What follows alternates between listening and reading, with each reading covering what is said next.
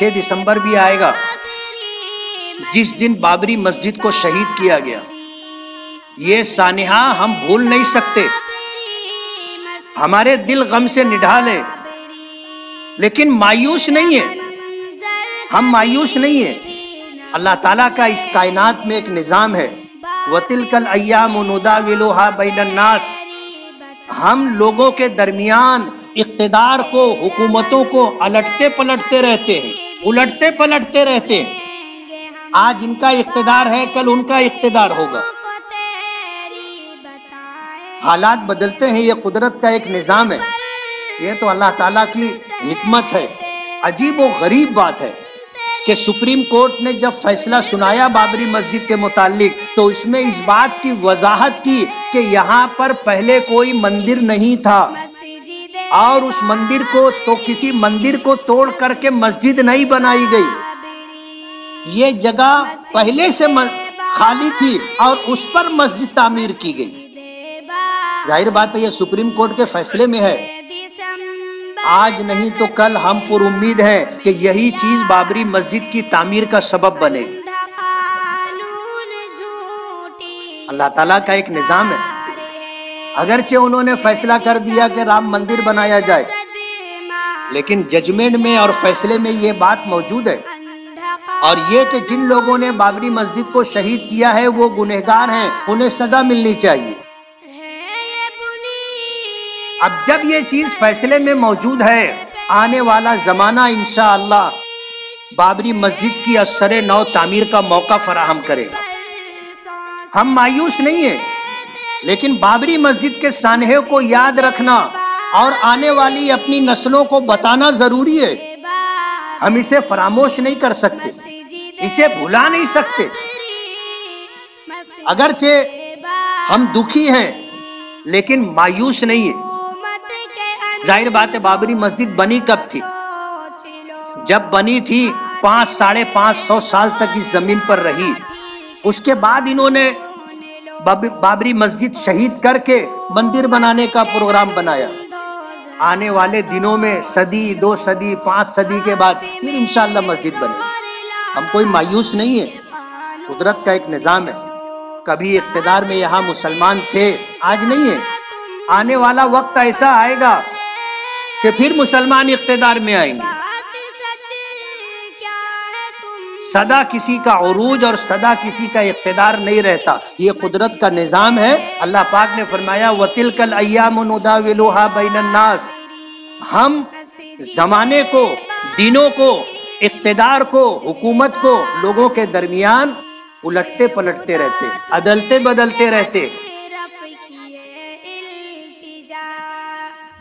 مسجد اللہ کا گھر ہے اور ہماری یہ تاریخ رہی ہے اور ہماری شریعت کا یہ حکم رہا ہے کہ ہم مسجد وہیں بناتے ہیں جو جگہ ہماری ملکیت کی ہو اور اس جگہ کو ہم مسجد کے لیے وقف کر دیں، یعنی اپنی ملکیت سے نکال کر کے اللہ کی ملکیت میں دے دیں. جب ایک جگہ مسجد کے لیے وقف ہو گئی تو اب اس وقف کو بیچا بھی نہیں جا سکتا، اسے تبدیل بھی نہیں کیا جا سکتا اور اسے کرائے پر بھی نہیں دیا جا سکتا. اور جب ایک مرتبہ مسجد کا ڈھانچہ، مسجد کی عمارت بن گئی اور ایک مرتبہ نماز با جماعت ادا کر لی گئی تو یہ جگہ مسجد شرعی ہو گئی اور قیامت تک مسجد رہے گی. قیامت تک مسجد رہے گی. اور میں آج یہاں سے یہ پیغام برادران وطن کو دینا چاہتا ہوں کہ تم ہماری مسجد میں پوجا پاٹ کرو. ظاہر بات ہے مسجد عمارت کا نام نہیں ہے. ظاہر بات ہے اگر عمارت کا نام ہوتا تو پہلے پترے کی تھی، پھر پترا ختم کر کے بنائی جاتی ہے اور پھر ایک وقت آتا ہے لوگ کہتے مسجد پرانی ہو گئی ہے، اس کی عمارت ختم کر کے نئی عمارت بناتے. عمارت کا نام مسجد نہیں ہے. جگہ تبدیل نہیں کی جاتی. نہ اس جگہ کو بیچا جا سکتا ہے، نہ اس جگہ کو تبدیل کیا جا سکتا ہے، نہ اسے کرائے پر دیا جا سکتا ہے. جو لوگ بابری مسجد کی جگہ پر جو مندر بنا ہے اس میں اگر پوجا پاٹ کریں گے تو وہ اس بات کو سمجھ لے کہ وہ ہماری مسجد میں پوجا پاٹ کر رہے ہیں. آپ کے لیے بھی نئی بات ہوگی. اور یہاں سے یہ پیغام میں برادران وطن کو دینا چاہتا ہوں کہ آپ اس بات کو سمجھ لیں کہ پہلے کبھی وہاں آپ کا مندر نہیں تھا، خالی جگہ تھی. جب میر باقی نے مسجد بنائی اور اس کا نام بابری مسجد رکھا تو وہ اس زمین پر وجود میں آنے والی پہلی عمارت تھی، اور یہ جگہ قیامت تک مسجد رہے گی، قیامت تک مسجد رہے گی. آج اقتدار کے نشے میں اور طاقت کے زوم میں اگر آپ نے مسجد شہید کر دی اور وہاں پر آپ نے مندر بنا لیا، کتنے دن اقتدار تو بدلتا ہے نا، حکومتیں بدلتی ہیں.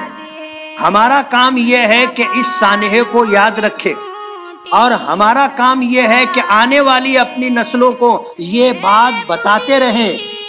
اس لیے کہ ہم نہیں کر سکے تو آنے والی نسلوں کو یہ کام کرنا ہے، اس لیے ان کو یہ سانحہ بتاتے رہے. یہ ہماری ذمہ داری ہے اور ہم مایوس نہیں ہیں. انقلابات زمانہ اگر آپ تاریخ اٹھا کر کے دیکھو گے تو یہ سب کچھ ہوتا رہا ہے، سب کچھ ہوتا رہا.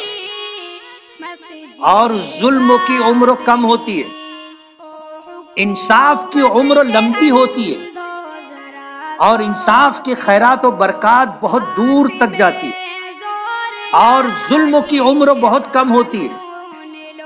کسی نے کہا ہے نا کہ ظلم تو پھر ظلم ہے، بڑھتا ہے تو گھٹ جاتا ہے، خون تو پھر خون ہے، گرتا ہے تو جم جاتا ہے.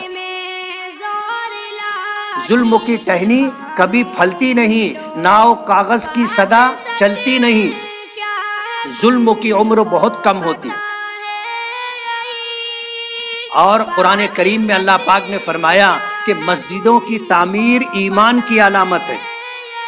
انما یعمر مساجد اللہ من آمن باللہ والیوم الآخر واقام الصلاۃ وآت الزکاۃ ولم یخش الا اللہ.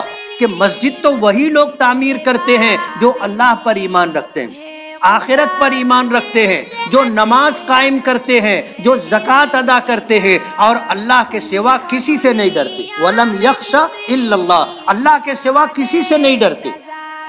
مسجد تو ہم تعمیر کرتے ہیں اور انشاءاللہ تعمیر کریں گے انشاءاللہ. اور اس روئے زمین پر ان لوگوں کو جو اللہ کے گھر آنے سے لوگوں کو روکتے ہیں اور مسجدوں کو ویران کرنے کی، مسجدوں کو برباد کرنے کی کوشش کرتے ہیں، اللہ پاک نے ان کے متعلق فرمایا وَمَا لَهُمْ أَلَّا يُعَذِّبُهُمُ اللَّهُ. اللہ تعالیٰ ان کو کیوں عذاب نہیں دے گا، کیوں سزا نہیں دے گا؟ یصدون عن المسجد الحرام، جو لوگ مسجد حرام آنے سے روکتے، لوگوں کو روکتے، مسجدوں تک آنے سے جو لوگ روکتے ہیں، اللہ ان کو سزا کیوں نہیں دے گا؟ ضرور دے گا. وما کانوا اولیاء، مشرکین مکہ کعبے کے متولی تھے. اللہ پاک نے فرمایا وما کانوا اولیاء، ان کو حق نہیں ہے کہ اس جگہ کے متولی رہے. ان اولیاءہ الا المتقون، مسجدوں کے متولی تو نیک اور متقی لوگ ہوتے. اس لیے جن لوگوں نے یہ حرکت کی ہے ان میں سے بہت سو کو سزا مل چکی، عبرت ناک سزا مل چکی، اور جو لوگ ہیں وہ اس کی یہ سزا ضرور بھگتیں گے. 6 دسمبر کے پس منظر میں نے یہ بات رکھی. اس کا علاج کیا ہے؟ ہمیں کیا کرنا چاہیے؟ مسجد تو ہمارے ہاتھ سے گئی، لیکن اگر ہم 5 وقتہ نماز ادا کرتے رہیں گے، اللہ تعالیٰ سے اپنی بندگی اور عبادت کا معاملہ مستحکم اور مضبوط رکھیں گے، تو اللہ تعالیٰ ہماری بھی حفاظت کرے گا، ہماری مسجدوں کی بھی حفاظت کرے گا. کمزوری ہمارے اندر ہے، ہم نماز نہیں پڑھتے.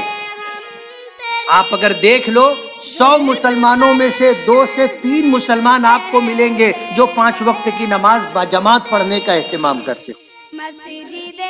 کچھ 2-4% ایسے ملیں گے جو 4 وقت کی اور 3 وقت کی نماز پڑھ لیتے ہیں. 95% لوگ نماز نہیں پڑھتے، جس میں مرد بھی ہیں، عورتیں بھی ہیں، جوان بچے بھی ہیں، بوڑھے بھی ہیں. 95% لوگ نماز نہیں پڑھتے.